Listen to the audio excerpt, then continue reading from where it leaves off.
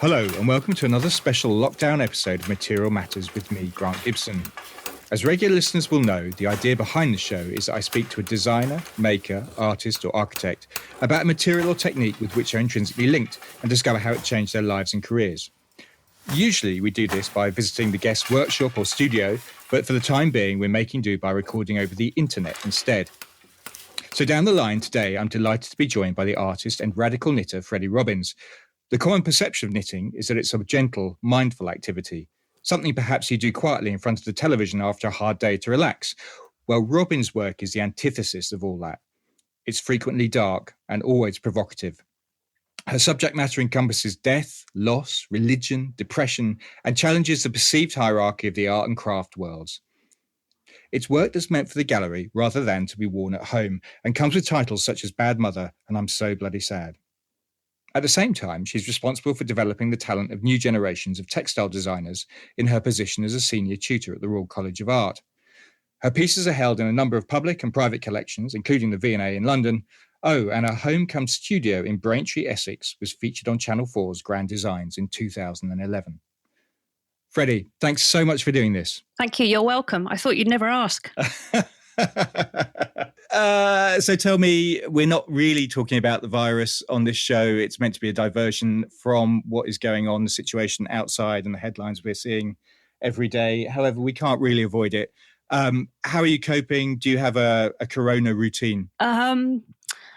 It's fine, actually. I've got quite a lot of teaching work to do, so that kind of gives me a skeleton to build my day upon. Still trying to do studio work and living in a rural environment. In many ways, the day isn't much different to how it normally would be. You know, the farm we live on still goes ahead. It's strangely familiar. Oddly, I'm literally around the corner from you, shielding at the moment because I ruptured my spleen many years ago. So the irony of this is when we started talking about doing these things on the internet, we were like, well, we could go hugely international if we don't have to visit people's studios. And I've stayed in Braintree. Obviously, as I was alluding to, you work in this 16th century barn in the Essex countryside, which is featured on Grand Designs. I'm intrigued why you decided to do that. I imagine it's stressful enough doing a build like that, moving out of London, moving into the countryside without TV cameras and, Kevin McCloud stroking his chin earnestly and looking worried for you. Actually, doing the filming for Grand Designs was, for me, the best bit of the build. Oh, really? The build was really stressful and really intense. And then every month, the camera crew would turn up and they'd be really nice to you. And they'd tell you how wonderful you are. And they'd reassure you and they'd bring you cake and they'd take you out for lunch. And we were working with a lot of very young builders and they really loved the camera crew coming. It lightened the day. So actually, it was fantastic. And then it also meant you didn't have to document the process yourself. So someone else was documenting it for you. Kevin McCloud did it all for you. He did it for us. And they did a really good job. Yeah. I mean, it looks an extraordinary place. And obviously, if people have seen the show, it's full of masses of toys and ephemera that you collect. Do you still have your display of cereal boxes in a case, I wonder? We still have the white cereal display. Yeah, we have that. We have the kind of, for want of a better term, the interior design philosophy was based on the Pitt Rivers Museum in Oxford. Right. So the open space is divided up with glass cases full of stuff, full of, the things are predominantly completely worthless, but that's how we've kind of made the space work to a certain extent. So, I mean, for the listeners, could you describe, the space really, and also maybe what you collect? Okay, so it's, like you said, it's a 16th century timber frame barn with a huge concrete floor. And then at one end, there are two concrete block built round grain silos. And they separate off the sleeping area from the living area. And we sleep and live, we sleep upstairs and our daughter sleeps downstairs. And we have a spiral staircase in one of the round silos. And the other silos have round bathrooms with no doors, which actually is quite a problem. I can imagine.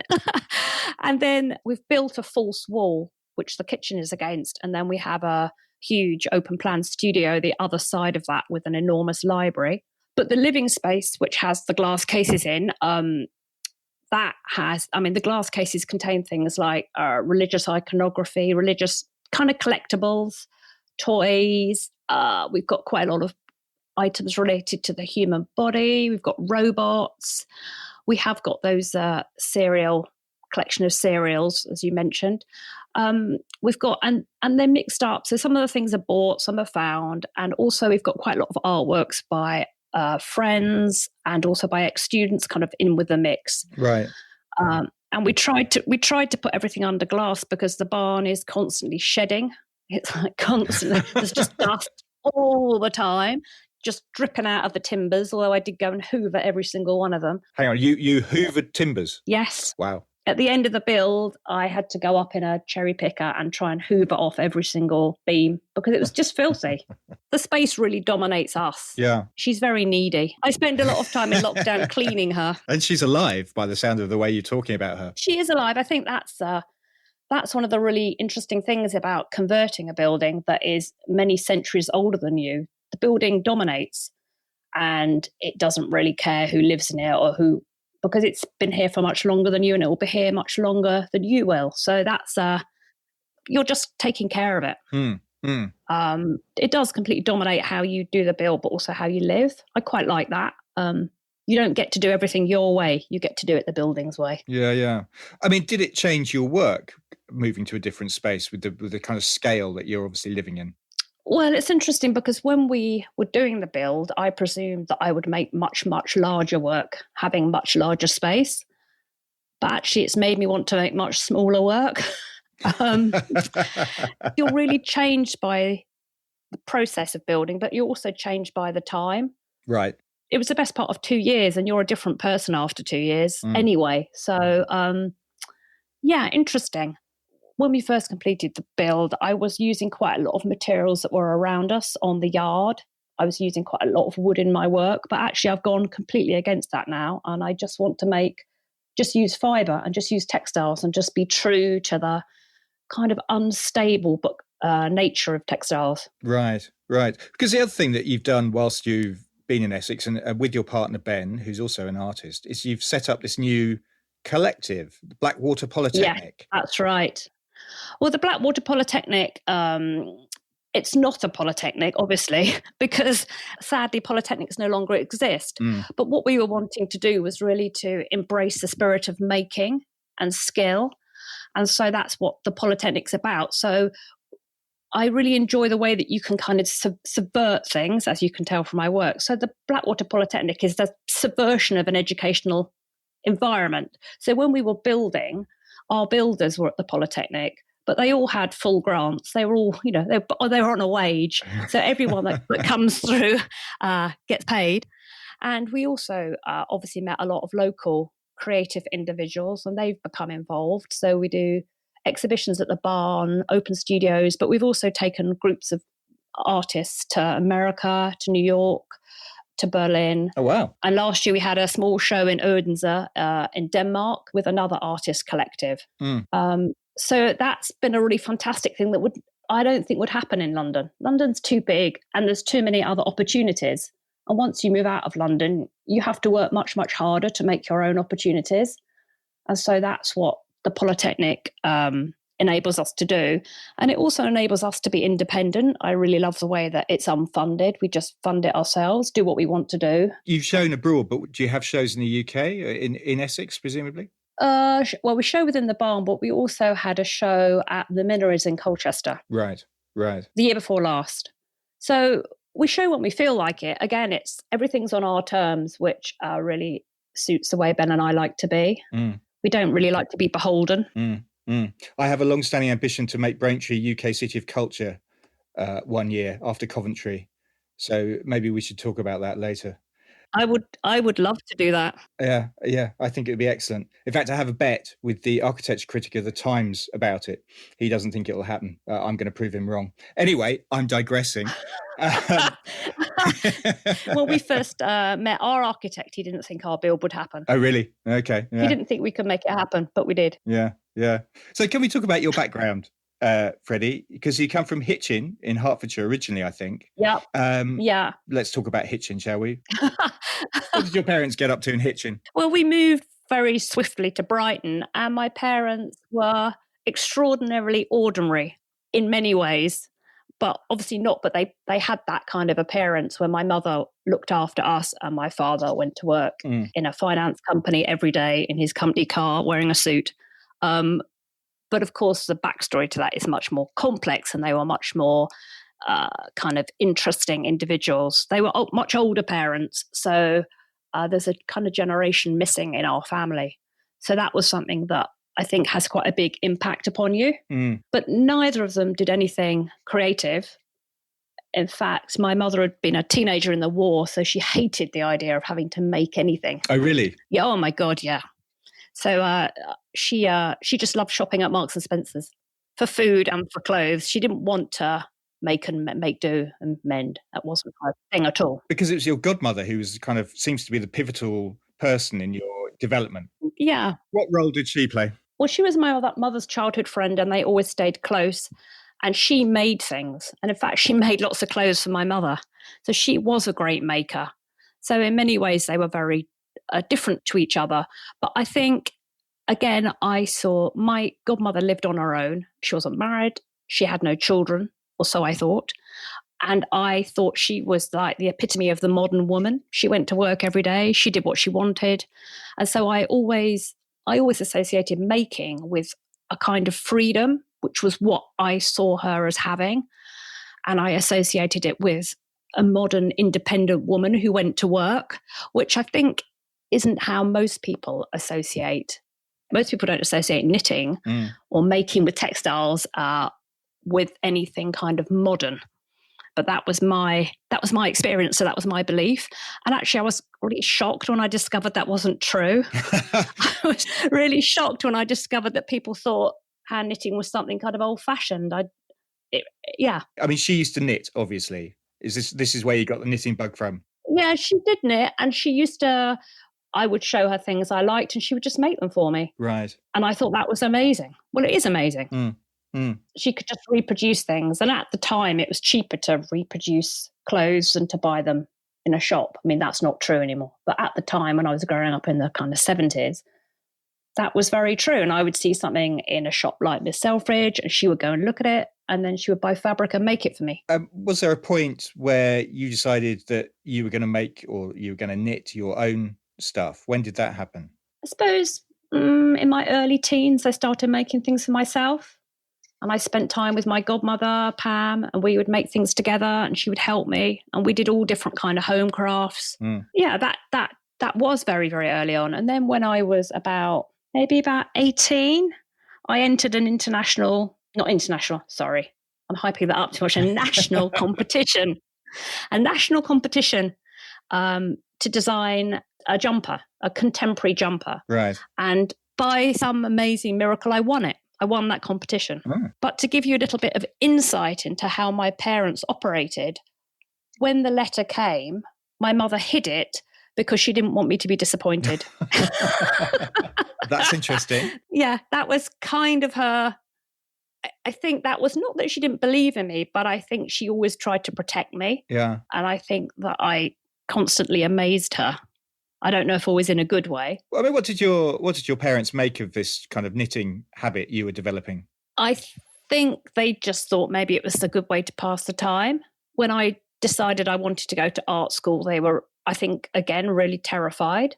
It seemed to them such a bizarre choice of future, and they had no understanding of what was possible. I think they were really worried for me. But equally, they didn't say I couldn't go. I mean, other parents might have said you can't go. They supported me in my endeavour, and I think they thought it paid off. For quite a long time, they did struggle to really understand what it meant. But very endearingly, when my father retired, he developed a real interest in art and in galleries, and he would go and look at a lot of exhibitions and watch a lot of television programmes, I think, to try and really understand a world that he was completely unfamiliar with. I mean, you talk about what it meant. I mean, I'm intrigued. What did knitting mean to you? What did you find, and what do you find still so intriguing about wool and knitting? I think originally it was this kind of mix between working things out mathematically and then kind of converting that into a three-dimensional object.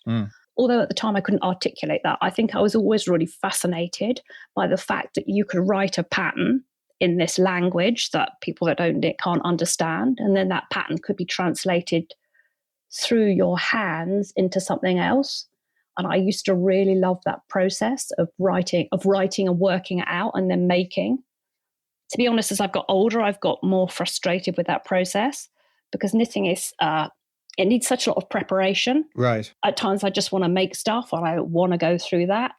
So I have different bodies of work that I do depending on my kind of state of mind. But I really, really like working with my hands. I really love holding materials. I love them passing through my fingers. I love conducting materials. And when you're working with yarn, you're working with colour. And that's not true of all creative disciplines. You can spend your time with a colour you really love as opposed to applying the colour afterwards. And of course, you can undo it. The work can be unravelled. So you can undo it and start again.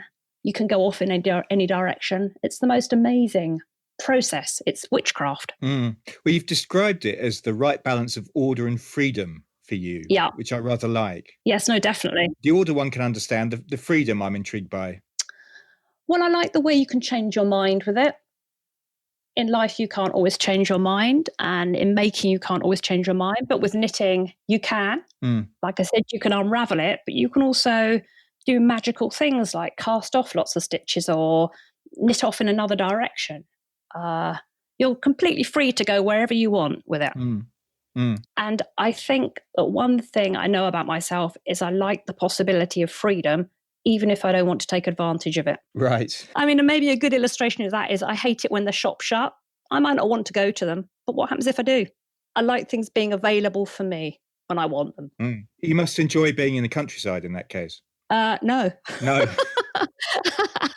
It's funny. I struggle with the countryside. It's so beautiful. And then I just go, so what? But, and I have really struggled with living here, but actually during lockdown, it's the best place to be, because if I was still living in London, I would be so frustrated that everything was shut and I couldn't go to it. There's not much to go to here anyway, so that's kind of okay. Yeah. I mean, were you good at school? Was art school always going to be where you were going to end up, or did you have choices, I wonder? I was good at school. I was quite an academic child. My best subject when I was a child was mathematics. And I think I thought I would end up doing something like my dad, something to do with numbers. But it became increasingly kind of uninteresting for me. And I think I wanted to find a life or create a life that was more unusual. Yeah, I didn't want a life like other people. And that sounds really awful, because I really like people, but I didn't want to live like them. Well, it's interesting because on that Grand Designs show, you described yourself as awkward, difficult and demanding. Is that true? Yes, but that is, yes. Yeah, I think I'm very demanding of myself, and possibly I'm demanding of people close to me. Am I difficult? I guess so, but what's the benefit of being easy? Particularly as a woman, it's like everything's stacked against you, so kick back. I mean, my dad always used to say, why be so difficult when with a bit more effort you could be bloody awful? Or bloody impossible, actually. Yeah, he used to say, why be difficult with when a little more effort you could be bloody impossible? I think those things are fine, aren't they? Otherwise, you just get completely ridden over by mediocrity and the way the world wants you to be, by conformity, which I really loathe. And I think that if Ben and I hadn't been awkward and difficult and demanding, we would never have done this build. We wouldn't both be artists. We'd be something else. And so I think it's okay to be difficult. It's fine. Just is. Good. So you studied constructed textiles at Middlesbrough Polytechnic and then went on directly to the Royal College of Art. Yeah. On leaving, and I didn't know this, you co-founded a practice called Tate and Style with Ingrid Tate, designing fashion and furnishing accessories for 8 years. You had collections sold in the Conran shop and at Harvey Nichols, and you sold in the US and Japan, as well as producing pieces for the likes of Paul Smith and Comme des Garçons, Galliano. I mean, it sounds like you were doing pretty well. So was there a point when you've decided you've had enough of this and I want to make art instead? I think there were so many fantastic things about doing that company with Ingrid, amazing things. Like we did the first 100% design show. Oh, did you? I mean, amazing. Yeah, but I became increasingly frustrated with the fact that the concept behind the work was never that interesting to the client. It became all about price, and particularly in the fashion world, it became all about the right colour for the right season. I hated the timetable where you were on this kind of treadmill of always having to show at the same time of year. The buying was always done at the same time of year. I just didn't like the repetition of it. And I wanted to investigate other things. I loved the theory of the business. I loved the theory of how you could structure that and how you could make that work, but I didn't like applying it to my own creativity. It just came to a natural end for me. Was it immediately obvious what kind of art you were going to make? No. I knew I wanted to return to knitting because when I've been working with Ingrid, we weren't doing so much, and I knew I wanted to work with that. I didn't really know how to do that. I was kind of looking around for other artists and other makers, and I was very inspired by Caroline Broadhead and the way I could see her working with different materials to create objects that sat somewhere between kind of function and concept. And I started making this series of gloves, which was called a series of odd gloves, playing with the form of a hand and the function of gloves. And I exhibited them in Ben, who's my now husband, his open studio exhibition. People responded to them really well. And I was kind of amazed. And so that gave me the real confidence to push forward. And then I applied to the Craft Council for what at the time was called a Setting Up Award. Right. I felt sure they wouldn't give it to me because this was quite a long time after graduating. And in fact, people who I'd been studying with at the Royal College, like Ma Rana, was on the panel. And I really felt they would just say, come on, you should have sorted this out by now. We can't support you. Get on with it. And they supported me. And that was so fantastic, again, to have someone else believing in you and promoting you. And then it just, things just took off very, very swiftly after that. And I had quite a lot of commissions to do. I had lots of exhibition opportunities. And that was the start of it, really. I mean, it can be, as we described in the opening, it can be quite dark, your work. Yes. There's a quote on your website about a collection you did called Out on a Limb, which I think was probably, you showed at Collect. Yes. The Crafts Council's high-end art fair at the Saatchi Gallery. And you described the collection in a series of words, which goes like this, which is samples and surpluses, things donated and inherited and found, domestic craft, mass manufacture, exquisite craftsmanship, embellished and encrusted, excess, needless, disembodied, immense violence, fear, loss, death, pain, pins and needles, and wool. I mean, this is a long way from a Kaffe Fassett jumper, right? Yes, it is. The dark side. I think it's that thing of facing your fears, facing up to the things that are the most terrifying. I think that's always been something that I have wanted to do, although it is quite terrifying. There's enough work that kind of investigates beauty. There's enough optimistic work. I don't need to join those ranks. I suppose I also think that knitting or textile crafts deserve a broader kind of subject matter. So often they are associated with things to do with nurture and care, something to do with pleasure, something to do with love, whereas other disciplines seem to be allowed a much broader scope. And I'm always pushing against the rules or the perceived rules. I'm always looking for ways to subvert things. And so that just was the way, that just felt the way I wanted to work. It's not that I'm trying to be shocking. If I really wanted to shock, I could do much more than that. It's more about an investigation I'm interested in. And then it transpires other people are interested too. Well, let's take the series of tea cozies that resembled houses that were lived in by 5 different female murderers. Yeah. Where did the idea for that spring from? That was an idea that came around a very, a growing awareness of enormous gender inequality. And where a man commits a heinous crime, he's damned. And when a woman commits a heinous crime, she's doubly damned because she's committed a crime, but she's dared to go against what she's meant to be as a woman. And that was the real starting point, the kind of daring not to be what society deems you should be. And so for me, the use of knitting to explore that idea was absolutely perfect, because it is like a quintessential domestic, passive female art. And then I had got in my collection a small collection of knitted tea cozies in the shape of country cottages. Again, this was so perfect, like using a form that knitting has taken and does take, and then completely subverting that. So for me, that piece of work is kind of conceptually and process and materially perfect. I really enjoyed the research process where I found these stories and I went and photographed the properties, or I found photographs of the properties and then converted them into knitting patterns. And then I worked with a hand knitter who I would send the pattern to and the yarn and the stories, and she would make the pieces up for me. Right. And what I loved about it was every single time I sent her a story, she'd go, "Oh, that's awful," and then knit the pieces. That, sorry. No, I mean, it's great. It was so great. That's the story behind that piece. So how did you choose the 5? Did they commit particularly hideous murders, or did they live in houses that would turn easily into tea cozies? What was the selection process? I was looking at crimes where women had killed alone.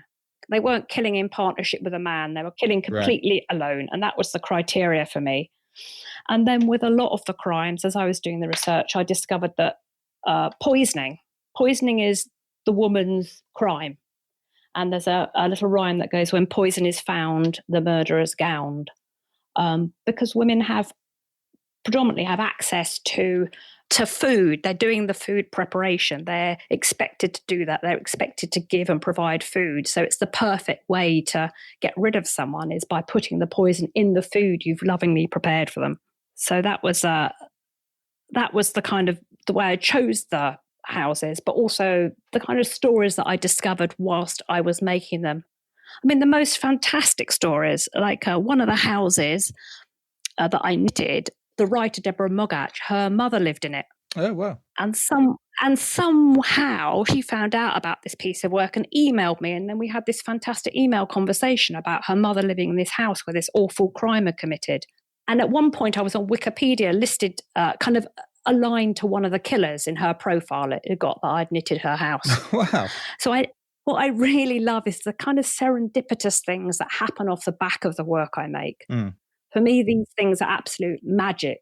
And often they're completely unknown things, but they're things that give me a huge amount of pleasure.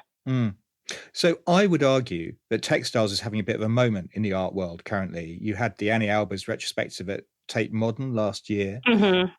Knitting seems to become hugely fashionable. It's part of the mindfulness movement. Yes.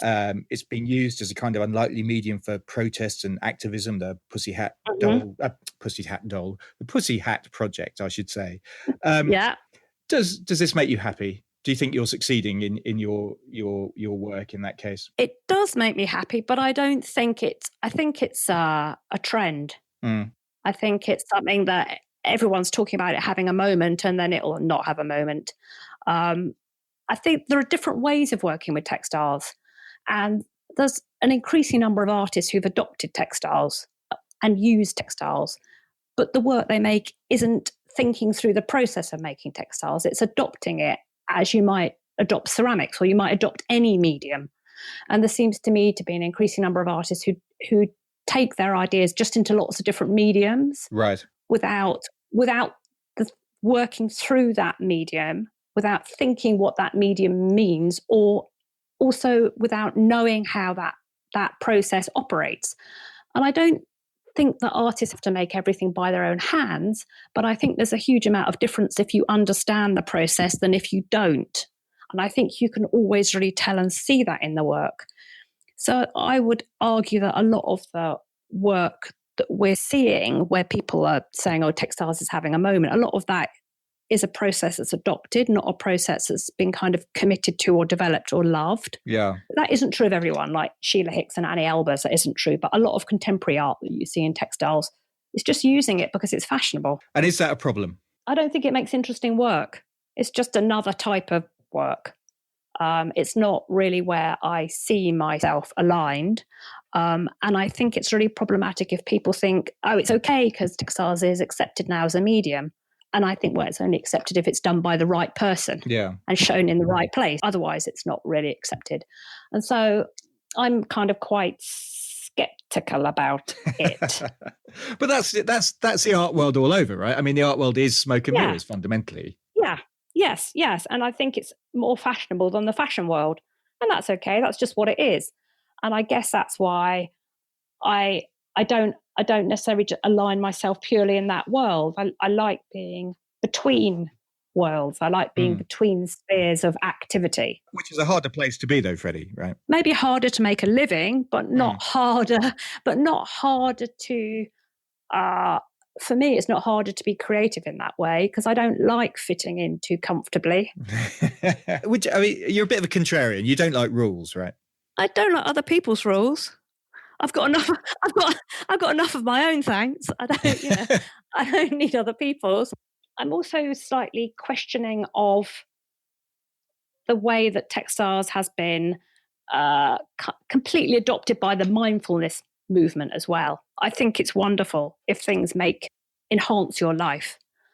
But again, for me, with something like knitting becoming so closely associated with well-being, for me, then it becomes back to this thing about it being good for you. And I just get a bit sick of things being good for you. You know, why do things have to be good for you? Why can't we just do them? So I'm kind of conflicted about it. Really conflicted. Well, let's talk more about your work because as we've discussed, it picks up a number of themes on death, feminism, religion, and as we've just been talking about what the notion of craft might be. I'm intrigued by a piece that you curated that the magazines seem to love, which is a full-size self-portrait of you, of San Sebastian being martyred. And instead of arrows piercing your skin, there are knitting needles.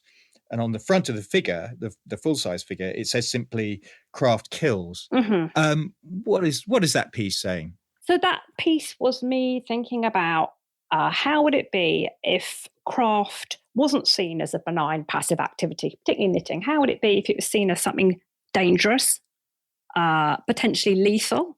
Maybe we were banned from doing it. Maybe like if it was viewed like smoking or drug taking or alcohol abuse or gun ownership, how would it be if it was viewed like that?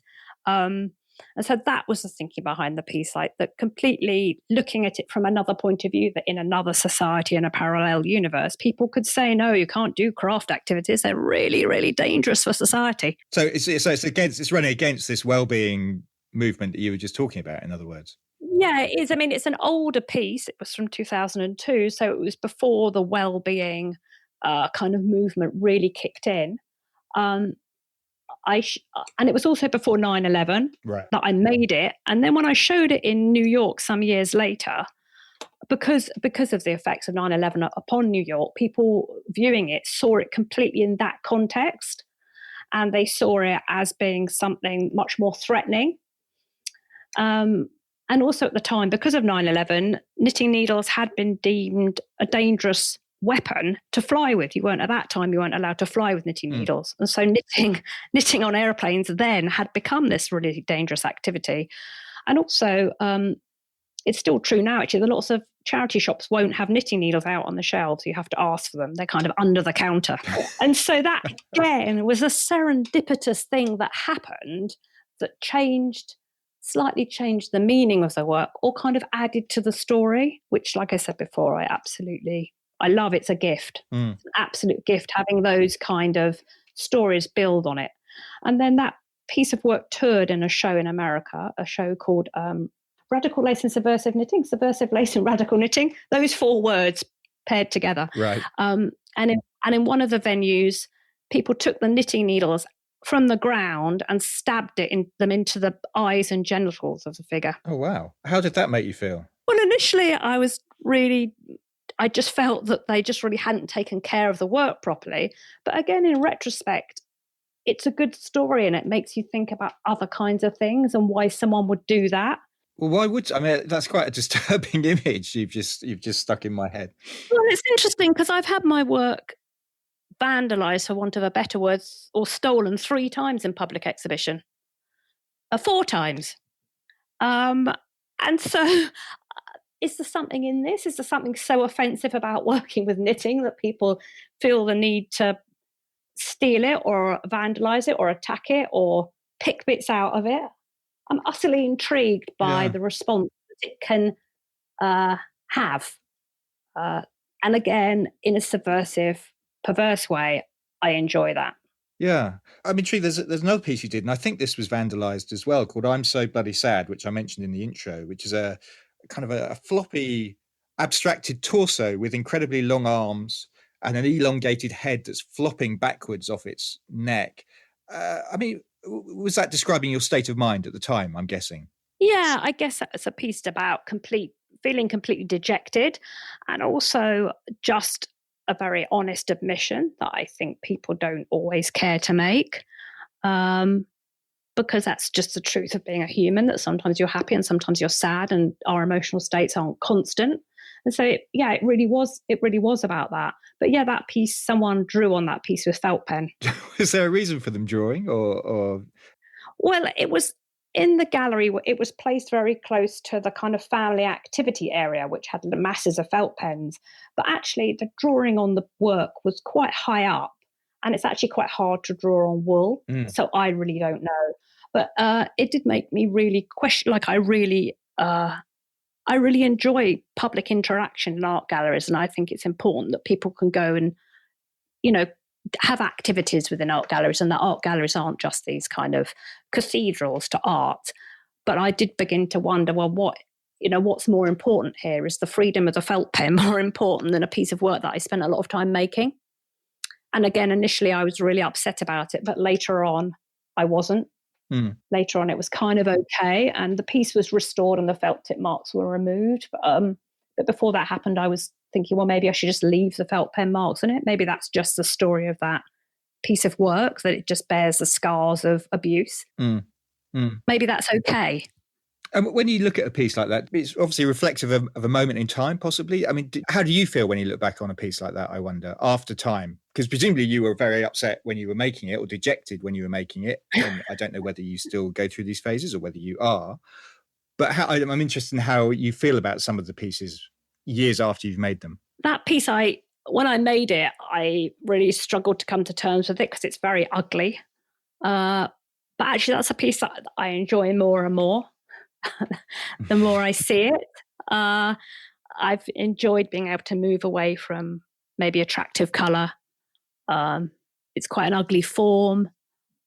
Yeah, that is a piece that I've enjoyed more and more over the years, definitely. Maybe other works that I'm more pleased with initially, that pleasure doesn't last. Maybe that's a more momentary thing. Yeah, I mean, I've made quite a lot of work to do with motherhood as well. And of course, your feelings about that change as your child grows and as you grow. And so some of those works, I would never make them now. I think they're always a kind of point in time that relates to you as the maker, but also relates to what's happening in the society you find yourself in at that particular moment. I mean, moving on, can we talk a little bit about your process? Yep. How you make things? You don't like drawing or sewing, I read. I struggle with drawing. And when I draw, I tend to do it to make a commitment to a piece of work. I don't find it very helpful in working out how to make the piece of work. And so I think it is much more, like I said, like signing a contract with myself that this is something I want to make. Right. With the making process, it really depends what state of mind I'm in, whether I want to embark upon something that's technically quite difficult and I have to spend a lot of time working it out. And I've become increasingly less interested in that. At the moment, I'm trying to work on these kind of soft collages that use bits of knitting and things cut out of magazines. And I've been doing a much more hand knitting, actually, where I've kind of worked out a pattern, but then also been quite free with what I'm doing. But then on the flip side of that, I've also been doing some work with automated digital knitting, right, where I have to prepare a computer file on a computer to get knitted. And actually, that is really difficult for me because I love the work I've made. I really love it, but I absolutely hate the process. Why is that? I don't like sitting in front of the computer for ages in Photoshop, clicking on squares. It's like completely mindless, and it makes me feel so awful physically. But it's worth it because the end piece of work that I had from this, I mean, it's a huge knitted blanket, which I call a knitted tapestry, to try and change the way people view it. Because if you say it's a blanket, people immediately assume it's functional and that its value is relatively low. But I'm really thrilled with the results of that. But that came at some level of pain, and I'm trying to work on another piece at the moment, but I just keep getting stuck with it because I don't want to sit on the computer, particularly now we're in lockdown and you spend even more time on the computer. I don't really want to be there, but I've got to go through the pain barrier to get this piece of work out. How does teaching fit into your practice? I mean, you're a senior tutor at the Royal College. What does that bring to what you do? I mean, one thing it gives me is interaction with other people, which I really enjoy. I really enjoy sitting down with an individual or with a group of individuals and talking about ideas and talking about the meaning of ideas and talking about the meaning of creativity. I find that intensely stimulating.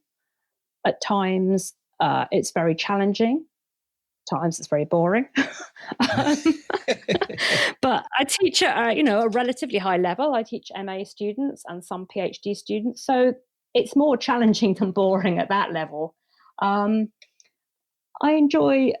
suppose I enjoy the intellectual challenge about thinking about how people learn, how you teach.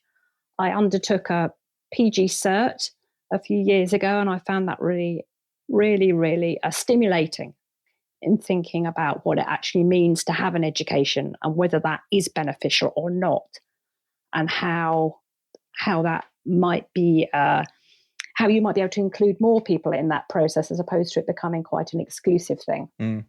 It operates on lots of different levels for me, but it is.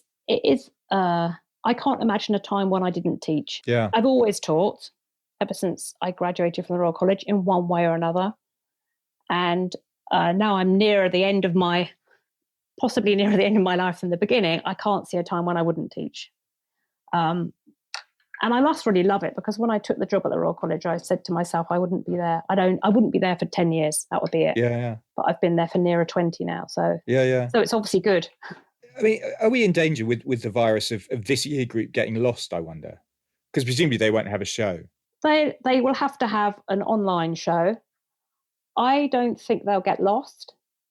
I definitely don't think they'll get lost. They're graduating in a way that no one else has ever graduated before, into a world that no one's ever graduated into before. I think it will just be different, but I don't know how. I mean, one of the things that I'm so materially based that I do find teaching online and the virtual show, I find that difficult because I'm such a material person, but not everyone is like that. And I think increasingly people don't go to shows like they used to because the work can be seen in so many different ways and there are so many shows to see. I think the virtual exhibition will reach a much, much wider audience. And I think it opens up, new possibilities.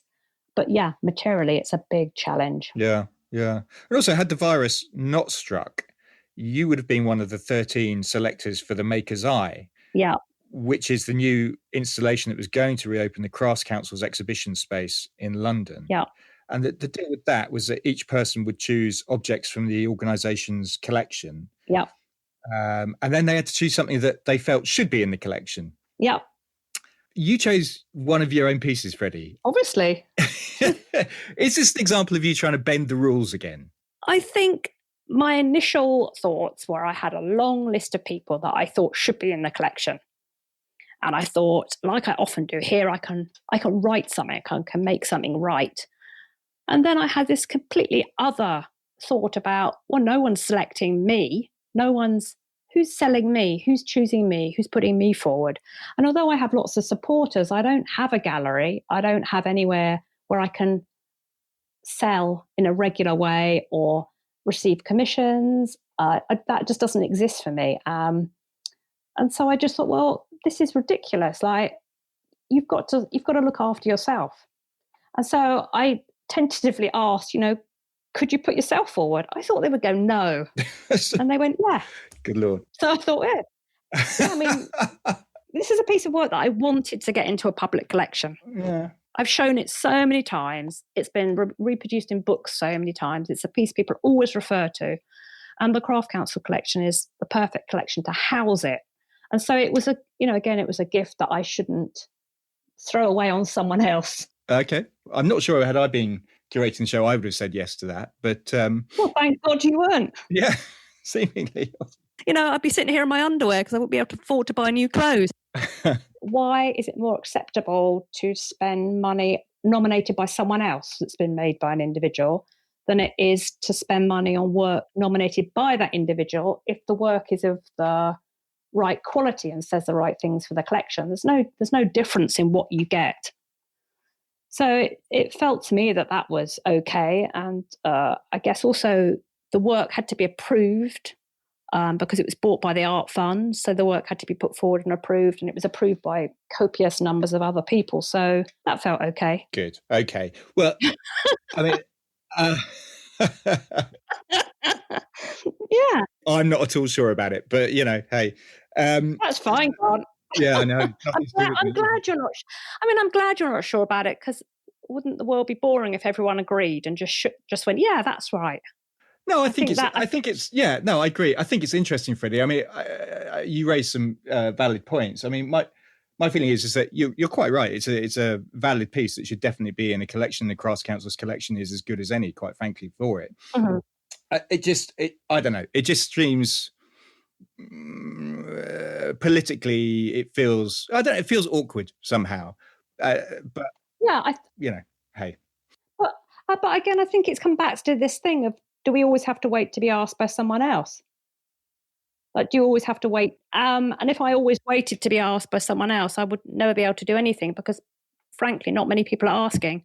So that's another kind of, for me, that's another interesting thing about how polite are you? How much do you wait before someone asks you? And I had quite an interesting thing in America where I went to visit a gallery with an American maker friend of mine. And of course, I was hoping that they might want to do some work with me, but I never said, because I thought that was kind of implicit in my visit. But my American friend had a very different approach to it. And she immediately said, I'd like to show in this gallery. When are you going to come and visit me? When are we going to set something up? And guess who got to show in the gallery? Not the person that didn't ask. And I was super intrigued by that more direct approach to getting what you would like. Well, this is certainly a direct approach, Freddie. No question of that. Can we talk about? It's difficult, I know, at this time. But do you have plans for the future? What can we expect from you going forward when we eventually get out of this situation that we're currently in? Well, the Blackwater Polytechnic is showing with Craft Space in a show that will hopefully open in the autumn, but obviously it might not. And it's a show called We Are Commoners, and it's about commoning and kind of activities, provisions for the common. I suppose it's perceived as the common good. And so the Blackwater Polytechnic are making a piece of work to go in that exhibition, which should open at MAC in Birmingham. Beyond that, I'm just going to keep making more work, just trying to push myself forward in different ways. I said right at the beginning that I was making work now that was kind of softer. I'm interested in kind of looking more at the hierarchy of materials, doing more about kind of promoting soft, floppy things as, maybe equal value to things that are solid and hard and are permanent in their shape. So that's one of my kind of areas of interest and research at the moment. Like, who's scared of the soft stuff? Seemingly just about everybody, actually. So that's my kind of current question to myself, and exploring that in fairly obtuse, difficult, awkward, demanding ways. through knitting and fibre. Good. Well, look, we look forward to seeing the results of these difficult explorations that you're going through. Freddie, thank you so much for your time. I really appreciate it. My pleasure. I've really enjoyed it, Grant. Thank you for not being so agreeable. I like that. And to learn more about Freddie's work, go to freddierobins.com. There are images from the interviews as well as little films and other things on my Instagram page, Grant on Design. If you've enjoyed listening and want to see this podcast flourish, then please rate and review on Apple Podcasts or wherever you listen to this from. If you feel so inclined, you can go to my Patreon page and make a pledge at patreon.com/material matters. You'll be helping to take the message of the importance of materials, skill, craft and design to a whole new audience. Thanks very much for listening, and I hope you're all staying safe.